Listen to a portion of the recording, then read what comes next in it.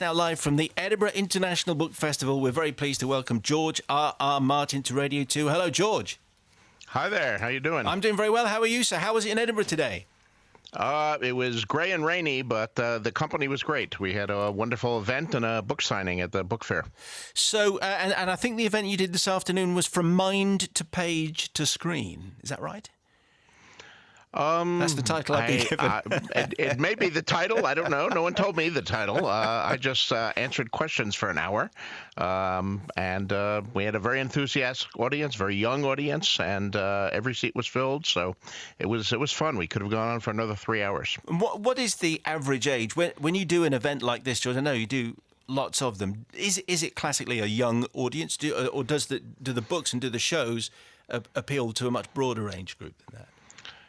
My readers are pretty diverse in not only in age but also in gender. I have a lot of women there. In fact, probably a majority of women, and in ethnic groups, nationalities. I've traveled all over the world, and I get big crowds everywhere. So the books are appealing to a lot of different people, which is great. I really enjoy that. And when you're taking questions from the fans, George, what comes at you first and foremost? What are the core questions that you always get asked?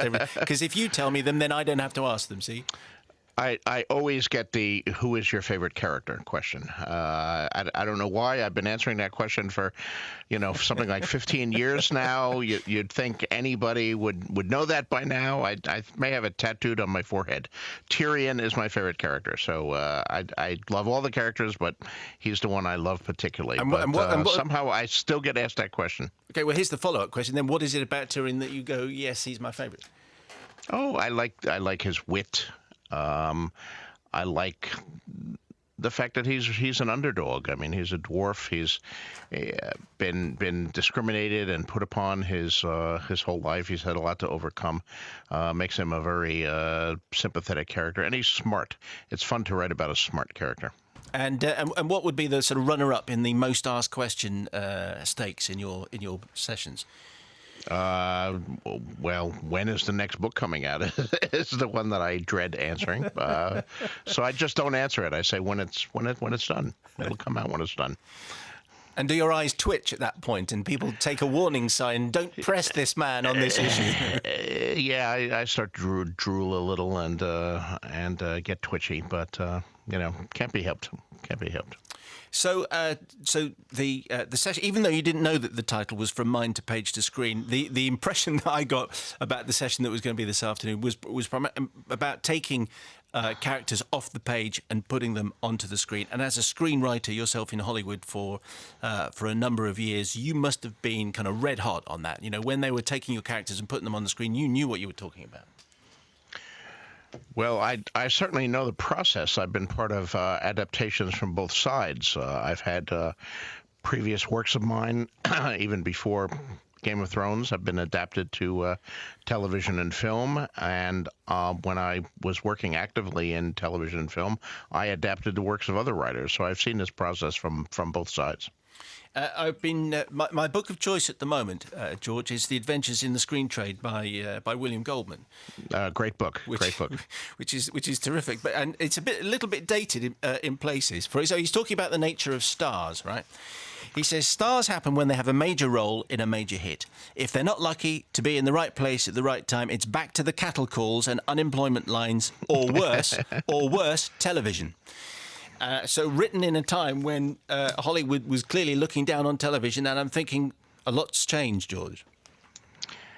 A lot has changed. Not a complete change. I mean, you can go to Hollywood even today, and there's still more prestige for feature films in Hollywood, but misplaced somewhat. I think today far more interesting work is being done in television than is being done in feature films. Feature films have become the place you go for a spectacle, to see things blow up, to see extravagant special effects and action sequences and a lot of CGI. For actual drama and acting and writing, television blows features out of the water these days. And was television always what you wanted to happen to this particular series, or did you Did you toy, or did you have the offer, did the opportunity of going straight to a movie? In the late 90s and early aughts, I was approached by a number of studios and producers who were interested in optioning it for a feature film. All the studios were looking for big fantasies around that time. But I knew that my books were simply too big. There were too many characters, too much plot. It couldn't possibly fit in 2.5 hours. Yeah. And even a series of 3 films, as the way Peter Jackson did Lord of the Rings, would not have been enough. My story was just too big. So at that point, I really said, well, we have to do this as, if we're going to do this as at all in any kind of visual medium, we have to do it as television, and we have to do it for premium cable, not for an over-the-air network, because these are adult stories. That they have a high level of violence and sexuality, and that would not have been possible on the American broadcast networks, but it is possible, thankfully, on HBO. And is it true that you would still consider the possibility of rounding the whole, maybe once everything is done, maybe having a movie at the end of it all? Yes, not a movie to retell the whole story, but a movie to conclude the story. That suggestion has been made. It was not actually my idea, but it was an idea that was put to me, and I responded enthusiastically. Yes, obviously a big budget film has enormous resources. We're a pretty high budget television show. I think we have a budget that's as big as any show on television currently, but it's still quite small compared to the budget of a major feature film like a Peter Jackson Hobbit movie, say. So we could conclude this in a huge way with a feature film or 2 feature films, but that's very unusual. I don't actually think it's going to happen. It's just an interesting concept to play with. The idea was put to me, and sure, I'd be all in favor of it, but I don't think it's going to happen. Some listener correspondence for you, George, as the questions. Penny Wills in Broadston in Dorset, very excited about George being on the show. Could you tell him that I named my dog Aya, as she is daring, brave, and really quite naughty? That's great. That's great. I get a lot of people sending me pictures of their dogs and cats and iguanas, and quite frequently their babies who are named after characters from the books. Really? Arya is very popular. Daenerys, Khaleesi. Do you, regular intervals, George, maybe you're beyond this now, stop when people are sending you pictures of their dogs and babies, which they named after characters that come out of your head, thinking, what on earth have I created here? Well, yes, I do sometimes feel that way. I feel sorry for, all the kindergarten teachers in a few years who are going to have classes full of girls named Khaleesi and Daenerys, yes, having to spell those. Penny then concludes by asking the unaskable question, which I think you've already addressed. Eddie in Leatherhead, question for George. Which period of British history most influenced your writing in Game of Thrones? The Wars of the Roses, certainly.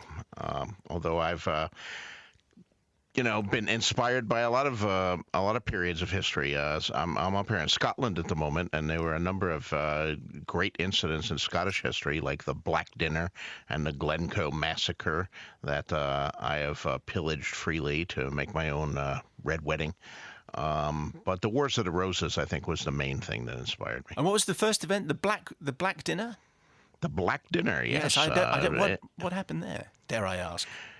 Well, the King of Scotland was entertaining the young Earl of Douglas, the Black Douglas, as he was called, who was only 19 years old, and his younger brother, who was like 16, and they gave him a lavish dinner at Edinburgh Castle. And then at the end of the dinner, a single drum started to play, and they brought out a covered plate, and underneath it was a black bull's head, which was a symbol of death. So they showed the bull's head to the 2 kids, 2 young Earl, and then they dragged him out to the courtyard and beheaded him. Wow. So I can imagine how that was an inspiration for a lot of scenes. What an extraordinary story. I like the musical accompaniment, the fact that they began it with the drumming and they made a big presentation of it. I mean, you could just murder someone, but this is sort of doing it with a bit of style. Yeah. You even had a soundtrack hint on the way. That's right. Ben in Leeds, who describes himself as someone who is trying to write. George, when creating the story, what came first, the world or the plot? The characters actually came first. I think you need the characters first, but world building. Yes, there are writers who create the world first. J.R. Tolkien, most prominently, he worked on his Middle Earth scenario for decades before he actually started writing a story based on it. But most writers begin with the story, and they begin particularly with the characters. And is there somewhere, I'm sure this is one of the questions which comes up a lot, is there somewhere that you've got it all written down? Because as you mentioned, there are so many different stories and there are so many different characters. I can't imagine that there's a story anywhere which has more characters than yours. Is it all in your head, or is there a master plan somewhere? Well, most of it is in my head. I do have, I have notes and genealogies and lists of the kings and their dates of their reigns and some of that backstory stuff, but probably far less than you would imagine. Most of it does exist in my head. And I wonder if there has ever been a story and series of stories where you know when you're watching it that no one is safe. Normally, in traditional storytelling, you kind of go, okay, he's the main character, she's the main character. Here's the story arc. We're going to get to the end. Maybe there'll be a little collateral damage along the way. But just as you get comfy with somebody, you chop their head off. Guilty as charged. What can I say? Was that always something that you knew that you were going to do? That we were going to never going to settle into anything like that. It was certainly an important value for me, not only in this story, but in everything I've always written. I mean, I want my readers to be on the edge of their seats. I want my stories to be unpredictable. And if my characters are in trouble, I want my reader to be afraid whether their character is going to survive the scene or not. And so to do that, you really have to strip away the cloak of authorial invincibility that, some writers hang around the shoulders of their lead character. I mean, I'm not the first writer to do this. I was recently at a film festival in Switzerland where I presented several favorite films of mine, and one of them was Alfred Hitchcock's Psycho. And I remember seeing Psycho for the first time, and like millions of other people, being shocked by that film because you thought that Janet Leigh was the heroine of the film. It begins, she's the big star, she's first in the credits, and you're following her through the whole first 20 minutes of the film as she steals money and runs away and comes to the Bates Motel. And then suddenly that shower scene comes out of nowhere and has such impact because you're thinking, they can't kill her. She's the star.